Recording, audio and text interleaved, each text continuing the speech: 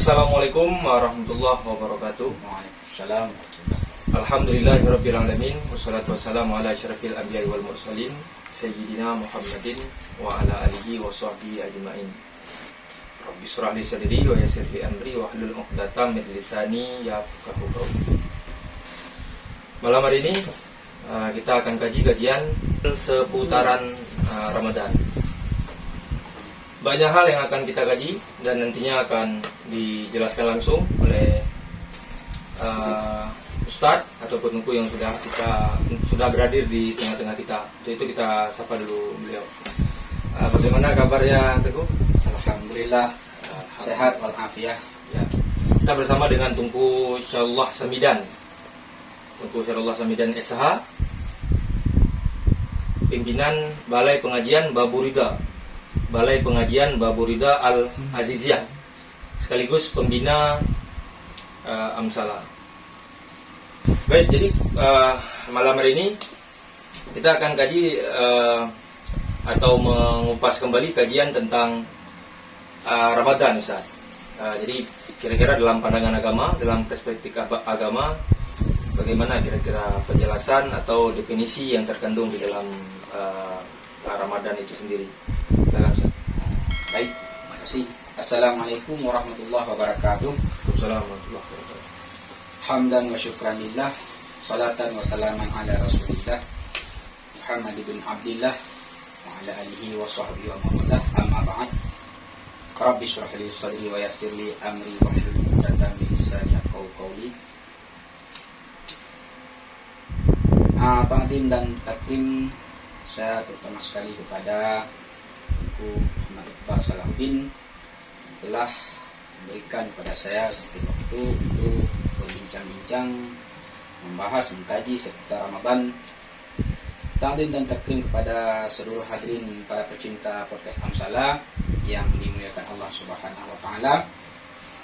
Terkait dengan seputaran Ramadan, maka dalam hal ini saya ingin mengangkat atau membahas sedikit tentang seputaran Ramadan, apa-apa saja kewajiban atau kesunahan daripada Allah Subhanahu wa taala kepada hamba-Nya yang beriman di dalam bulan suci Ramadan. Baiklah, sahabat pecinta podcast yang dimuliakan Allah Subhanahu wa taala, sudah kita ketahui bersama yang bahwa Ramadan adalah bulan yang paling mulia di sisi Allah Subhanahu wa taala, tanpa kita mengurangi kemuliaan bulan-bulan yang lain, dan di mana di bulan Ramadan ini adalah terdapat suatu kewajiban bagi setiap hamba yang beriman, yaitu melaksanakan ibadah puasa Ramadan di siang hari. Nah, lantas terkait dengan amalan yang ada di bulan suci Ramadan, yaitu salah satu daripada rukun Islam yang 5, kalau tidak salah saya, yaitu rukun yang ketiga yang berkaitan dengan pelaksanaan ibadah puasa. Yang mana pensyariatan ibadah puasa di bulan Ramadan yaitu diperintahkan oleh Allah Subhanahu wa taala pada tahun kedua Nabi Muhammad hijrah dari Mekah ke kota Madinah. Mula-mula pada tahun pertama Nabi kita Muhammad SAW berhijrah, belum adanya pensyariatan ibadah puasa di Ramadan. Adapun memasuki tahun kedua baginda Nabi kita Muhammad SAW berhijrah, maka datanglah pensyariatan atau perintah daripada Allah Subhanahu wa taala kepada hamba-hambanya yang beriman untuk menunaikan suatu kewajiban di dalam Ramadan, yaitu berpuasa di bulan suci Ramadan. Nah, maka dalam hal ini, sebelum kita membahas atau mengkaji tentang kewajiban berpuasa di bulan Ramadan, perlu kita ketahui bersama yang bahwa apa itu definisi ataupun makna ta'rif daripada pengertian puasa itu sendiri. Nah, di dalam kitab Hasyiah Al-Bajuri ala Ibnu Qasim Al-Ghazi ala Syarah Matan Abi Syuja dijelaskan bahwa pengertian som, artinya pengertian puasa, ada dua makna. Menurut makna loghah, artinya ahli bahasa, bahwa makna som adalah yaitu imsak, menahan diri itu namanya berpuasa pada logat. Nah, contoh yang lain, misalnya kita menahan diri daripada tidak berbicara dengan sesama lawan bicara, maka itu juga dikatakan puasa menurut logat. Artinya tidak ada kaitannya dulu dengan syarak. Ya. Maka oleh Ibnu Qasim Al-Ghazi di dalam kitabnya yaitu Al-Bajuri dijelaskan bahwa som wahwa makna syara' adalah imsakun an muftirin biniyatin maksusatin jami'a naharin qabilin lisomi an muslimin akilin tahirin min haidin wa nifasi. Maknanya yaitu puasa menurut pandangan agama adalah menahan diri daripada sesuatu yang dapat membukakan puasa dengan niat yang tertentu pada sekalian hari di mana hari tersebut bisa menerima untuk seseorang itu melaksanakan puasa. Artinya ada juga hari-hari dalam Islam selama setahun yang tidak diterima untuk berpuasa. Di antara lain yaitu 2 hari raya, Aidil Fitri dan Aidil Adha, dan 3 hari tasyrik, 11, 12 dan 13 Dzulhijjah.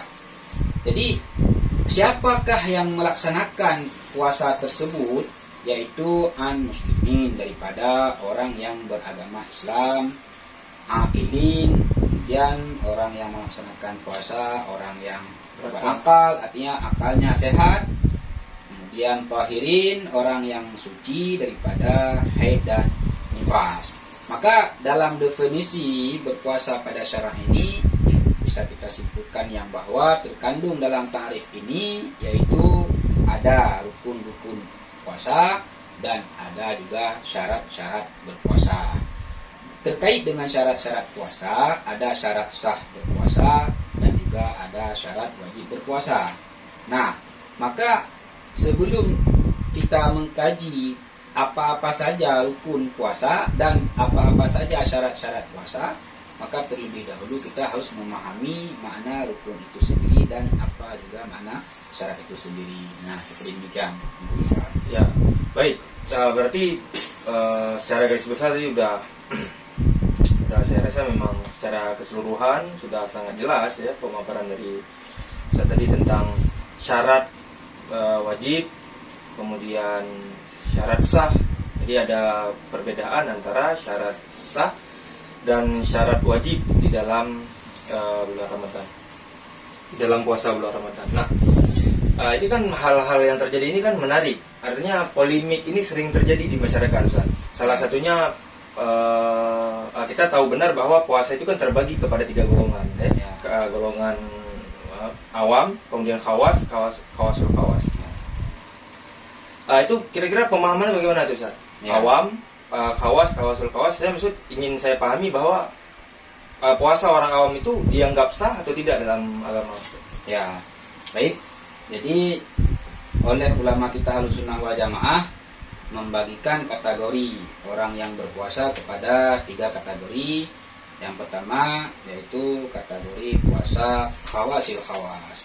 Artinya orang yang tertentu daripada orang-orang yang tertentu. Mereka itu adalah terdiri daripada kalangan wali-wali Allah, aulia-aulia Allah Subhanahu wa taala. Di mana puasa para wali ini adalah apabila 1 detik saja mereka lalai hatinya daripada mengingat Allah Subhanahu wa taala, maka menurut hukum syariat puasa khawasil khawas ini dianggap tidak sah, karena mereka sudah sampai kepada martabat yang paling tinggi di sisi Allah. Kemudian yang kedua yaitu kategori yang kedua puasa khawas, artinya orang-orang yang tertentu. Siapakah mereka? Yaitu para orang-orang saleh, ulama-ulama kita dan orang-orang yang beragama Islam, yang dimana pelaksanaan puasanya mereka sanggup menjaga pahala puasa mereka daripada perkara-perkara yang dapat membatalkan pahala puasa. Misalnya berbohong di siang Ramadan, mereka sanggup untuk tidak berbohong. Kemudian memandang yang haram, mereka juga sanggup memelihara pandangannya daripada yang haram, sehingga ibadah puasa mereka di samping sah juga mendapatkan pahala di sisi Allah Subhanahu wa taala. Kemudian kategori yang ketiga ini yang lebih banyak terjadi di dalam masyarakat kita, yang bahwa puasa awam. Artinya puasa awam ini mereka melaksanakan ibadah puasa, melengkapi syarat-syarat puasa, melengkapi rukun-rukun puasa, namun mereka tidak sanggup menahan daripada perkara-perkara yang dapat membatalkan pahala puasa.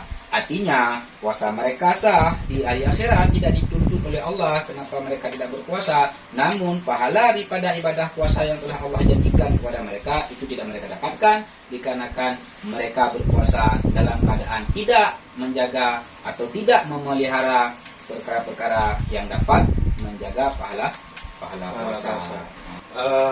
Kemudian tentang Ramadan ini, Ustaz. Ramadan adalah salah satu ibadah yang bisa dikatakan intim, ya. Hubungan kita, hubungan manusia dengan Allah Ta'ala itu begitu dekat. Itu kira-kira bagaimana penjelasannya itu, Ustaz? Ya, ada sebuah hadis qudsi yaitu yang maknanya diilhamkan oleh Allah Subhanahu Wa Taala kepada dada baginda Nabi kita Muhammad SAW.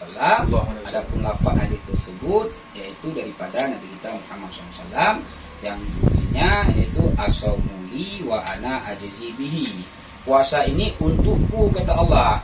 Artinya bukan manfaat puasa kepada Allah, manfaat puasa tetap kepada hamba yang beriman yang melaksanakan puasa.